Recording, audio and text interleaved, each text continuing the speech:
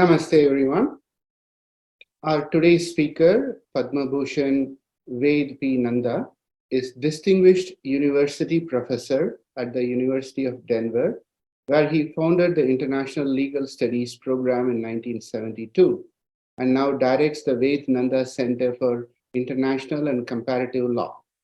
He served as Vice Provost at the University of Denver from 1994 to 2008. He is an honorary professor at the University of Delhi, India, and has received honorary doctorates of law from Shoka University, Tokyo, Japan, and Budalkan University, Jhansi, India.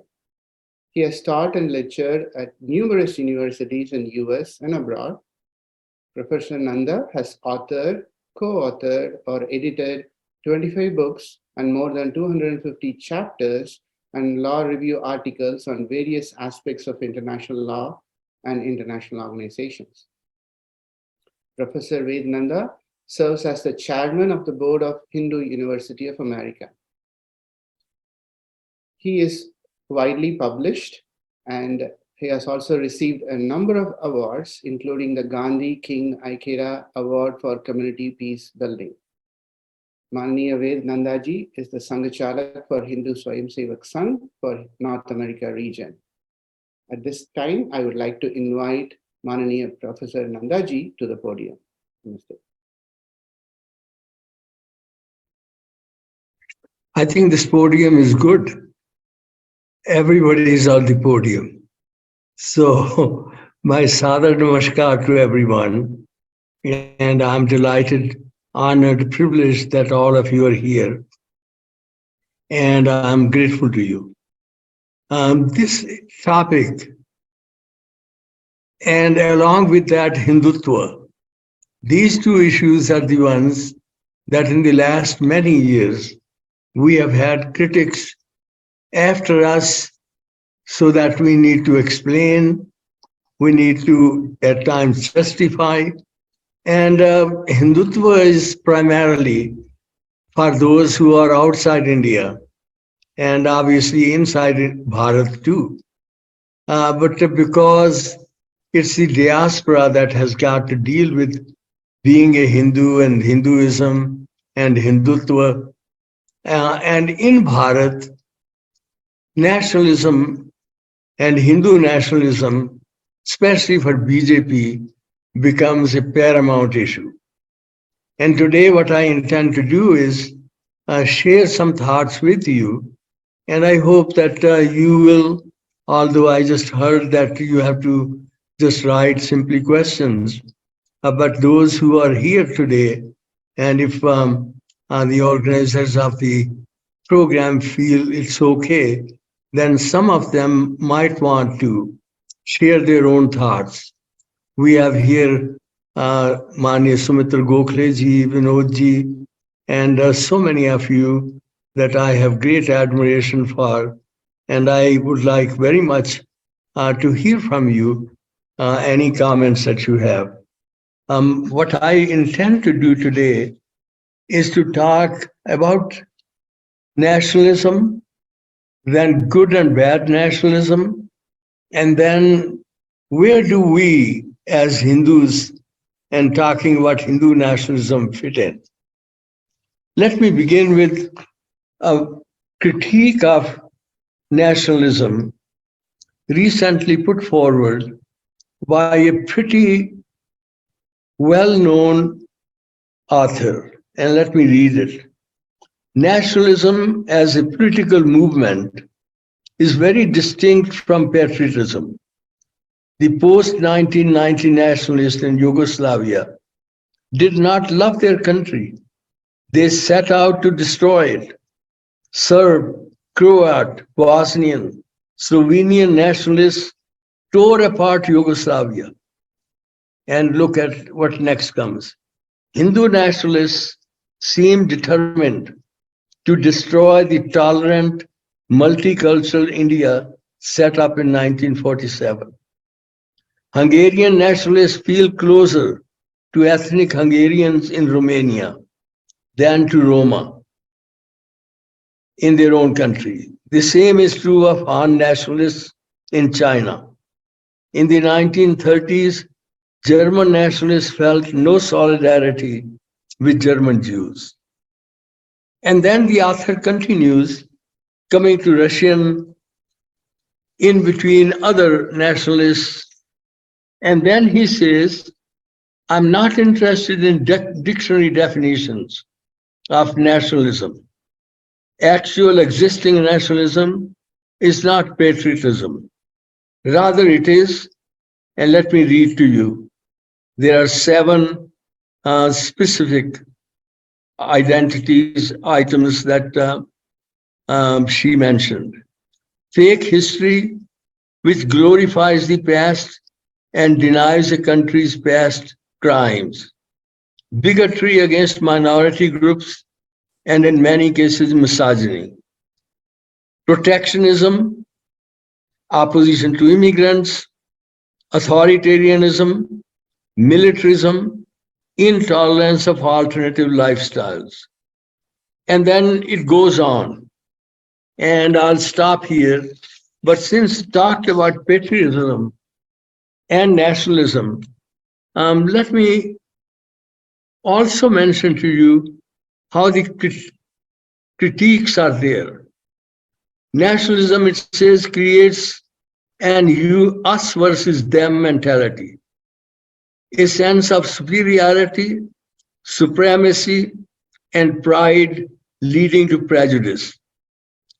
Critics have mentioned the notion of nationalism as narrow, as archaic, as intolerant, as racist, as zealous, as irrational, uncompromising, and a hindrance to the creation of a pluralist democratic society. Now, the distinction between patriotism and nationalism. Patriotism is the love of one's country. One can define it as civic pride in shared culture and democratic institutions. It's not a creed. It's not a political philosophy. It's not an ideology. It's just a feeling, which is a thing of the heart, not a thing of the head. The feeling is, for example, that your country is winning in Olympics. You feel proud. Your country's people are losing. You feel sad. That is the kind of feeling that patriotism brings. And then what it says is, nationalism can be seen as a creed, or at least as a political philosophy or an ideology. It's not a feeling, not an emotional impulse. It's a thing of the head, not the heart. Later on, I'm going to talk about Christian nationalism also.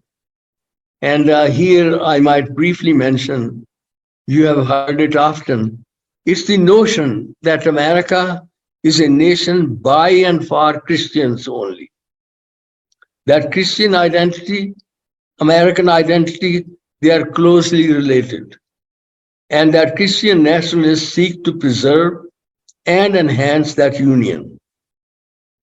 I have not read, I have not seen that document, but there is a document, Biblical Basis for War.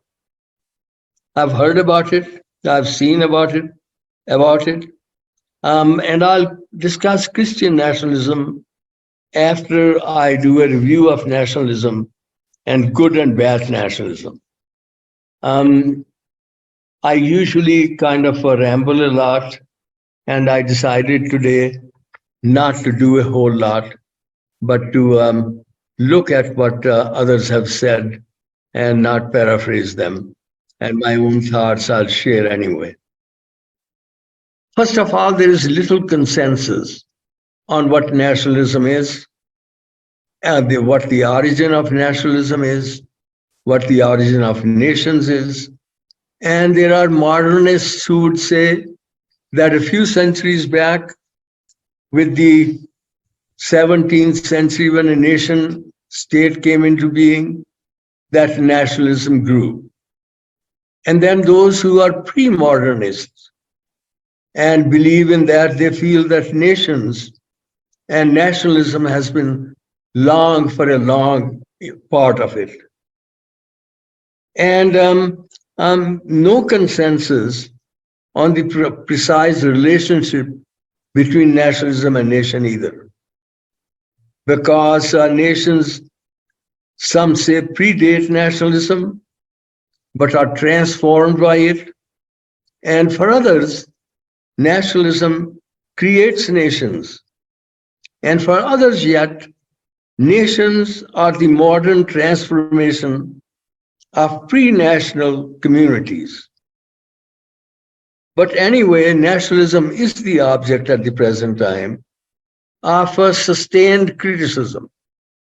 And there are plenty of ways that they have talked about nationalism. They talk about belief not simply in your country's inherent greatness, but that your country sits at the top of a hierarchy of power and greatness. And nationalists just doesn't love their country. They see the world as a power struggle between nations, and that they believe that their nation should win that power struggle at any cost. Nationalism is seen as a bad thing, and because it leads to discrimination, it leads to prejudice, and patriotism is positive because it represents love of nation without the sense of superiority that nationalists have. And here examples would be xenophobia, intolerance, isolationism, expansionist military crusades, enacting anti-immigrant policies. And I won't go into details, but this one talks about nationalism examples, and I won't go into any details about it. Believing in your own culture's superiority, but not simply superiority, but intolerance about others. Patriotic leaders will explain their love for their country without trying to construct a dualism between their own culture and other ostensibly inferior cultures across foreign shores. Second, jingoism, aggressive foreign policy. Third, xenophobia, fear of foreigners. Four, anti-immigrant policies. Five, assimilationism, an attempt of a dominant culture to absorb a minority culture into its own. This often occurs when ethno-nationalism is the official policy of a government. Then there is plenty written about economic nationalism, sectarianism, fascism, ethnocentrism, chauvinism. And since we have talked often now in the last 5 minutes, 10 minutes about patriotism and nationalism, here I would simply mention to you that one person who did use that nationalism and to the extreme, and in a way that you would consider to be distortion of it, was Trump, who started talking about Make America Great Again, MEGA, his mantra of America First. And he tapped the power of nationalism, I think, more effectively than anyone else, and distorted it because he started saying no immigrants and many other problems just based upon all that. If I have to look at nationalism again, I think I would probably mention to you, let me mention a few more things that people talk about nationalism.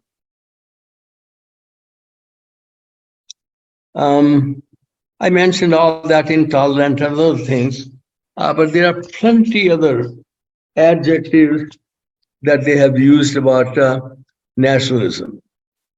Let me start then talking about how conservatives in this country have looked at all this debate and discussion. And I'll start with the imaginative conservative. This is a journal that is sponsored by the Free Enterprise Institute. And these are conservatives who feel in this country that they are in the mainstream, and they are the ones who feel that today in this world, there is nobody, especially in this country, who has a right to have its own views propounded than conservatives. It says, and I'll read it, nationalism has a bad name, and for very good reason. Much that is evil has been done in its name, and much other evil has been ascribed to it, justly or otherwise. Due to its bad name, it is customary to distinguish between patriotism and nationalism. The former is seen to be good, whereas the latter is seen as something that patriots need to avoid. Nationalism is considered a disordered distortion of patriotism, a disorientation which points the patriot in the wrong direction. And as you can probably guess, they want to look at nationalism in pretty bad light. Vinodji and I talked about this issue at one time, and I simply said that nationalism here in this country and in the West is seen through their own prism. And what that simply means is that they have had their experience, not simply Nazi Germany, where all those Holocaust and other atrocities against Romas and others were done. But along with that, today you can see in Hungary, in Poland, fences, immigrants, totally unacceptable. And today you probably have seen that in many instances, that because of these migrants moving, that in a country such as Italy or Greece, where they have been inundated at times because of these immigrants, they have now started taking action and legal action against those who try to rescue those people from rickety boats and from drowning in the Mediterranean. And if they try to save them, and then those are the people that they are trying at the present time to have legal action taken against them. And there have been instances in Greece and in Italy also. What they have done is that they have stopped these people who are trying to rescue, and they go after them. But in all these countries, Austria, even Poland, Hungary today, you find that it is totally exclusive, nothing inclusive. They are the not only superior, but they have got supremacy. And it's a zero-sum game. And that is where I was talking with Vinodji and others, that today you have in this entire field of especially talking about nationalism, the kind of thinking that they have. I was also looking at, although they said I don't want to see the dictionary, I looked at the dictionary of Webster, Merriam-Webster, and it says loyalty and devotion to a nation especially a sense of national consciousness. Now, this is good nationalism. Loyalty and devotion to a nation, especially a sense of national consciousness. Now comes the bad nationalism, exalting one nation above all others, placing primary emphasis on promotion of its culture and interests at the cost of others, as opposed to others, of other nations or supranational groups. So I think the point simply is inclusion versus exclusion. I'm not going to be here preaching to the choir because how Hindus are and what Hindus have done throughout the ages. Anybody who was persecuted from anywhere came to Bharat. Bharat gave them not simply a place in order to have shelter, in order to start their own life again, but help them. The Maharajas, the Rajas, people who are running small kingdoms in Bharat, they are the ones who had Christians, Jews, Baha'is from Persia, Parsis, and then from Dalai Lama. Today, as you go in Bharat, and those of you who have gone to McLeodganj, and you probably have seen, it's all Buddhist. And they have got the entire area, not simply to them, but they have got all kind of well-being secured, ensured by the government of India. And I think the point simply is that exclusion, that is the hallmark of bad nationalism. Hindus have never practiced it. Hindus have never said exclusion. They have included everybody. And so I think I won't probably talk a whole lot about it, but let me continue and discuss the nationalism little more in detail. Examples that they have given in history. They start from Napoleonic Wars and post-revolutionary French Republic. And based upon that, French invasion of neighboring countries. Napoleon crowning himself as the emperor in 1804. Later in the 19th century, 1870, belligerent nationalist Prussia led to that nation's invasion of France in the Franco-Prussian War. And as if to rub salt into the wounds, what happened is that Wilhelm King of Prussia, he had crowned himself emperor in Paris. And then I think I don't need to remind you of the British rule over India and Queen Victoria, known as the Empress of India. You can add to it the Nazi Empire of the Third Reich.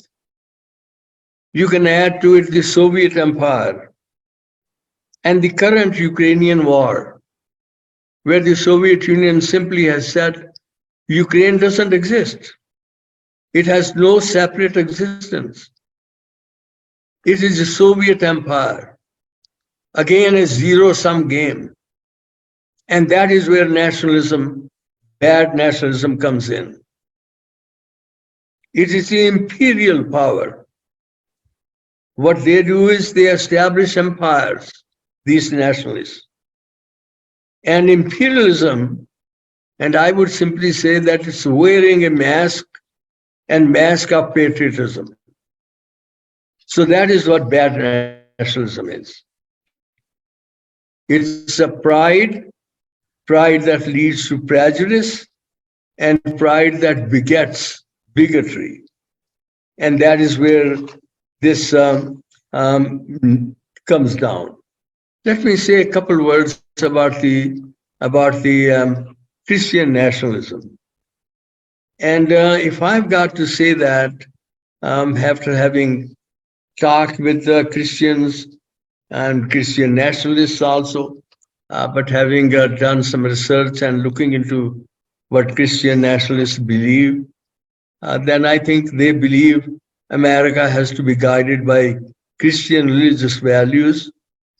The government must privilege Christianity as the moral truth, that it must legislate Christian ideology for the good of everyone.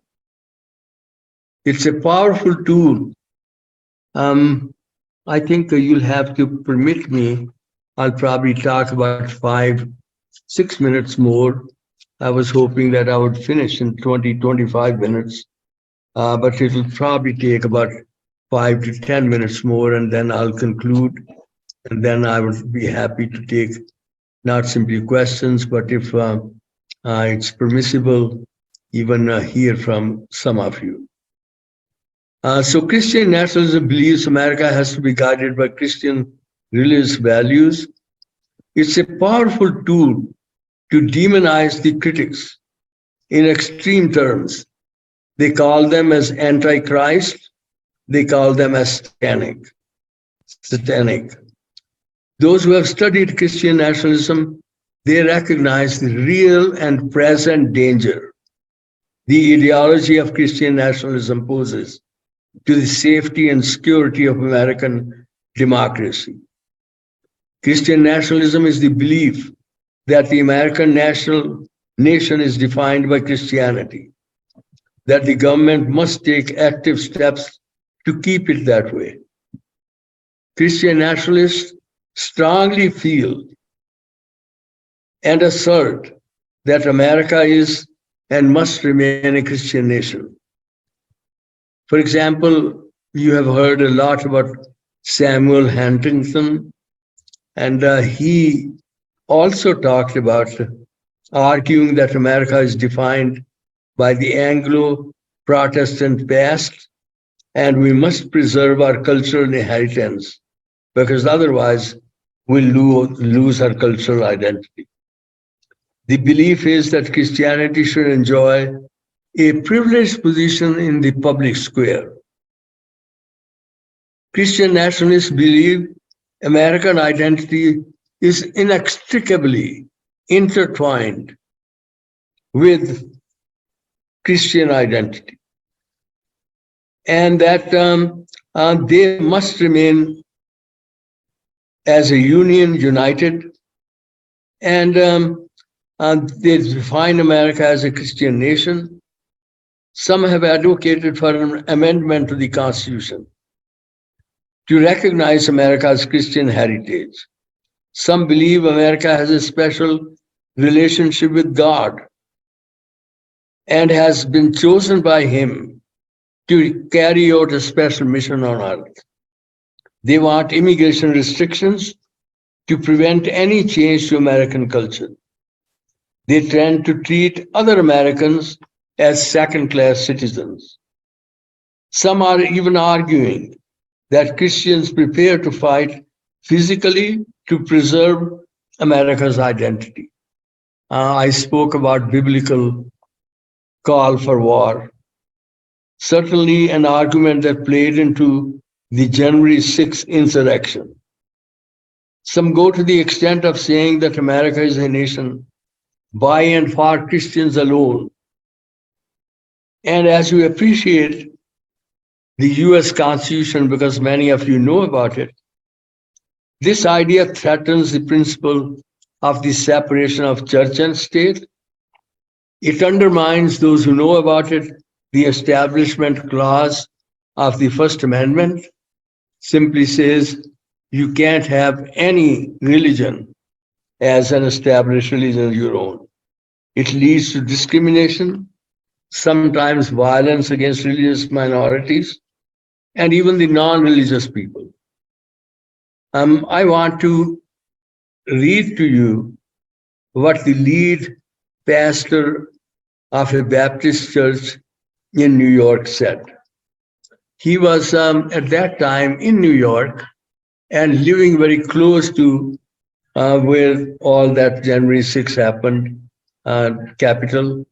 So he said, what was most shameful about January 6, 2021, for me, were the throngs of so-called Christians holding large wooden crosses, signs with Bible verses, who had come to DC that day, believing they were enacting the will of God by resisting the attempt of a corrupt political establishment to prevent Donald Trump, whom many believed was the anointed leader, God anointed leader, from continuing his, quote, righteous reign, unquote. They had been convinced by pastors, politicians, pundits alike that they were engaged in a holy war, biblical proportions, and were commanded by God to fight for Trump. Now, at the foundation of these beliefs was an ideology, and that ideology is Christian nationalism. At its core, it believes a particular nation is to be guided by Christian religious values, that the government, to be right before God, must privilege Christianity as the moral truth, legislate Christian ideology for the good of everyone. I think I'll leave it there. It goes on and keeps talking about it.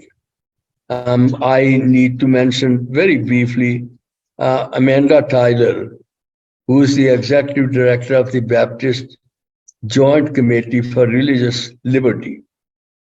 And what she has said, and what other people along with her have said, that today conflicts most often arise from Christian nationalism.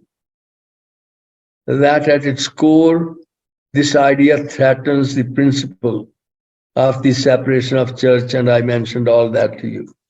But what she is saying is, single biggest threat to religious freedom in the United States and to democracy today is Christian nationalism. It's antithetical to the constitutional ideal that belonging in American society is not predicated on what faith one practices or whether someone is religious at all. Political ideology that seeks to merge American and Christian identity is deeply embedded in American society, manifests itself in a number of different ways. And she keeps on talking about it. But let me briefly, simply conclude by saying about her, Christian nationalism is a political ideology, a political cultural framework that seeks to merge American and Christian identities. And I mentioned that, but she continues about it, talks about white supremacy, talks about authoritarianism, talks about patriarchy, talks about militarism. And she says, I have not simply been talking about it as something that's not concrete. I have seen it, I have noticed it, I have experienced it with people who believe in it. And I think I'll conclude by saying to you about the Christian nationality. Pew Research Center did a survey. And as you know, their surveys are pretty rigorously done. They are professional, and their surveys usually are seen as ones that cannot be challenged. And at least they have got a great deal of credibility. It captured many of the groups, and especially talking about Christian nationalists, and found that 45% of Americans, and just to think about this number, 45% of Americans believe America should be a Christian nation. And most of these people are white, They are, fortunately, in politics, almost 81% of them are um, Republicans, and even Black Protestants are 67%, 54% of non-evangelical Protestants, even Catholics, 47% fall into that group. The only group that doesn't fall into that kind of number is Hispanic Catholics. They are 36%. And Jews who don't believe in that, and unaffiliated atheists and others. Half of Americans said the federal government should never name any religion as the country's official faith, though. So that is the story. And I think, as I mentioned earlier, there is at the present time still no consensus on what nationalism is, but it has gotten a bad name. And there is that bad nationalism. But I think I need, again, not to dwell on it, but as Hindus in Bharat, being not simply tolerant, much more than being tolerant, but accepting. And as we talk all the time, say it all the time, that tolerance simply means that you consider yourself to be superior and you tolerate others who are inferior to you. So Hindus have accepted differences. Hindus have not only that, but respected those differences. Hindus have celebrated differences. And so at the present time, if I've got to say, it is that through the prism of Western eyes and Western thinking, nationalism has gotten a pretty bad name. And so what needs to be done in India? I think to convince people that it is a good nationalism is going to take a whole lot of time. And so I think to call oneself as a patriot in India for Hindus is equally good as simply saying that I'm a Hindu nationalist. I think I took much longer. I thought I would conclude at 11:30. It's now 11:40, and my sadar pranam to everybody.